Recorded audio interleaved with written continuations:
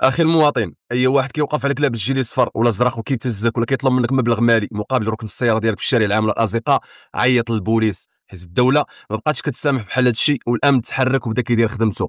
البوليس حاضرين هنا الان في عين المكان في ميدان شوال. هنا كاينين واحد العصابه من قطاع الطرق، منهم واحد الشخص اللي حاول اللي بلغ الاصدقاء ديالو بان الصحافه كيتسناو والبوليس كذلك ثم في عين المكان.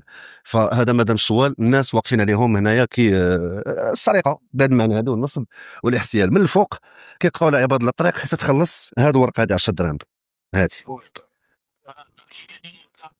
المهم هنا تقريبا كاين شي 10 ديال الشفاره ديال قطاع الطرق.